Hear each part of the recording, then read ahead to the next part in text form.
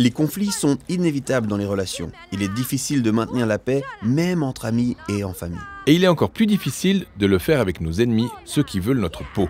Oui, cette vérité se confirme en tout temps et en tout lieu dans l'histoire de l'humanité. Là où il y a des gens, il y a aussi des conflits et de la violence. Et c'était clairement le cas au temps de Jésus, où les forces romaines occupaient les terres d'Israël. Dans ses enseignements, Jésus donne donc une vision radicale de la façon dont ses disciples peuvent rechercher la paix au milieu des conflits et s'efforcer de restaurer même les relations les plus difficiles. Jésus est un Israélite qui a la conviction que la sagesse de Dieu applicable aux relations est contenue dans les lois de l'alliance donnée à l'ancien Israël. Alors, dans ses enseignements, Jésus cite l'une de ces lois et montre ensuite le principe de sagesse sous-jacent. Ainsi, Jésus dit « Vous avez appris qu'il a été dit aux anciens « Tu ne te parjureras pas, mais tu t'acquitteras de tes serments envers le Seigneur. » Or, en Israël, un serment est une sorte de promesse où on jure sur Dieu de faire ce qu'on dit. Par exemple, si tu veux m'emprunter de l'argent, tu peux jurer sur Dieu de me rembourser. Exact. Et tu peux compter sur moi, car dans les lois de l'Alliance d'Israël, Dieu me demande d'honorer mes serments. Les serments sont donc un excellent moyen d'éviter les litiges. On pourrait le croire, mais même les serments peuvent être détournés pour abuser les gens.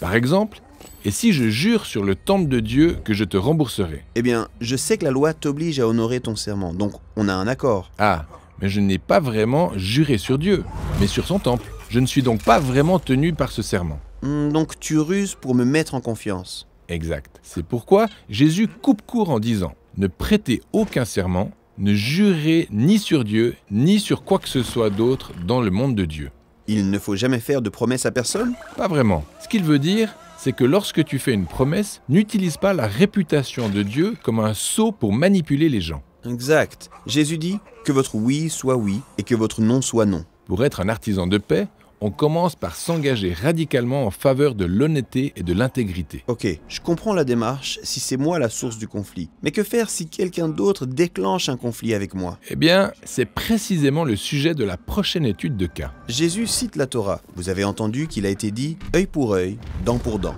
C'est la fameuse expression connue sous le nom de loi du talion. Ouais, tu me fais du mal, donc je peux te faire du mal. On aurait dit un droit à la vengeance qui peut très vite dégénérer. Eh bien, le but de cette loi est de limiter le degré de représailles qu'on est en droit d'exiger. Il devrait être proportionnel au degré du préjudice subi et pas plus. Oh, donc cette loi maintient la paix en restreignant notre envie de faire du mal à ceux qui nous ont fait du mal. Oui, et Jésus élève la sagesse de cette loi à un niveau supérieur en disant à ses disciples « Ne ripostez pas vis-à-vis du méchant ». Ne pas riposter du tout? Non, soyez des personnes qui valorisent plus la paix que la vengeance. Mais ce n'est pas en laissant les gens s'en tirer après le mal commis qu'on parviendra à la paix. On ne peut pas rester les bras croisés à ne rien faire. Attends, Jésus ne dit pas de ne rien faire. Face au mal, il prône plutôt une réaction audacieuse, inventive et non violente afin d'ouvrir la voie à la paix. Et comment ça se traduit? Eh bien, Jésus donne 3 exemples tirés du contexte social de son époque. Tout d'abord, il dit « Si quelqu'un te gifle sur la joue droite, tends-lui encore l'autre joue. » Dans le monde romain antique, une gifle sur la joue droite faite avec le dos de la main droite était une façon symbolique de dominer quelqu'un. Et d'humilier la personne. Mais Jésus dit « Ne riposte pas. Tiens plutôt bon et tends-lui la joue gauche. » Cela obligera ton agresseur à te frapper avec la paume de la main droite, en d'autres termes, à te frapper comme son égal. Ah, et ça l'oblige à te traiter comme son semblable, un être humain. Oui, même s'il t'en coûte. Jésus dit ensuite « Si quelqu'un te poursuit en justice pour prendre ta tunique, laisse-lui aussi ton manteau. » Oui, dans l'ancien Israël, la loi interdisait de prendre le manteau d'un pauvre, car il lui servait aussi de couverture pour se réchauffer la nuit. Ah, mais toute personne insensible arrivait à contourner cette loi en exigeant sa chemise en guise de paiement. Exact. Jésus suggère donc une réaction novatrice. Donne-lui ta chemise et laisse-lui aussi ton manteau. Pourquoi aller jusque-là? Ne serait-ce pas s'exposer inutilement? Exact. Jésus se montre provocateur. Le but est de choquer tout le monde pour dévoiler cette injustice en lui opposant une générosité par abnégation. Le troisième exemple est le suivant. Si quelqu'un t'oblige à faire 1 kilomètre, fais-en 2 avec lui. À l'époque de Jésus, un soldat romain pouvait obliger ses sujets à porter ses sacs pour lui sur une distance d'environ 1 kilomètre. Ça devait être humiliant et dangereux. C'est pourquoi Jésus dit de ne pas porter ce fardeau sur un seul kilomètre, mais sur 2. Sur le premier kilomètre, il pourrait te traiter comme une bête de somme. Mais en faisant ce 2e kilomètre, Tu affirmes ton humanité en choisissant de le traiter comme un ami. Attends, traiter un ennemi oppresseur comme un ami? Ouais, ça a l'air dingue. Mais Jésus soutient que l'audace de la générosité peut ébranler les jeux de pouvoir de notre monde et même transformer les ennemis en amis. Ce qui nous amène à la dernière loi que Jésus cite. Vous avez entendu dire « Tu aimeras ton prochain et tu haïras ton ennemi ». Jésus cite une ancienne loi biblique lorsqu'il dit « aime ton prochain ». Mais il cite ensuite une expression populaire que plusieurs Israélites ont ajoutée à la loi. « Mais tu peux haïr ton ennemi ». Jésus réplique à cela en disant à ses disciples « Aimez vos ennemis et priez pour ceux qui vous maltraitent ».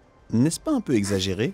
Faire la paix avec mes ennemis est une chose, mais de là à les aimer? Oui, Jésus semble penser que la paix véritable n'est possible que si nous traitons chaque humain selon sa valeur inestimable, ce qui implique que même mon ennemi est mon semblable, créé à l'image de Dieu. Mais comment suis-je censé aimer quelqu'un qui me hait? C'est déjà difficile d'aimer les personnes qui m'aiment.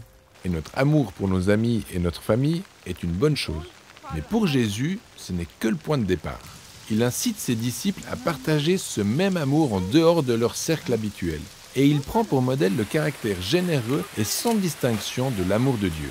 Jésus précise « Dieu fait lever son soleil sur les méchants et les bons, et fait pleuvoir sur les justes et sur les injustes. » Nous sommes appelés à devenir des artisans de paix qui invitent d'autres personnes à intégrer leur mouvement en œuvrant à réparer les relations rompues à tous les niveaux de nos communautés. C'est vraiment radical comme façon de vivre.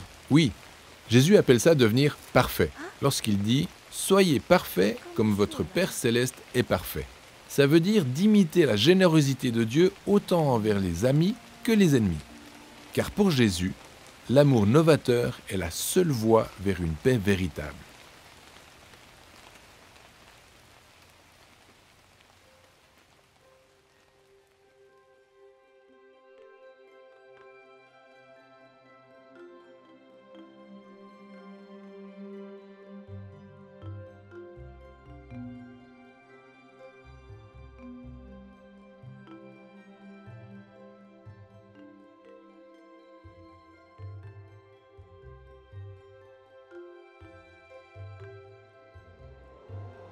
Nous venons de terminer les enseignements de Jésus quant à la façon d'être juste avec les autres dans nos relations les plus difficiles. Prochainement, Jésus abordera le problème de l'hypocrisie religieuse et comment elle peut gâcher même nos meilleures intentions visant à honorer Dieu.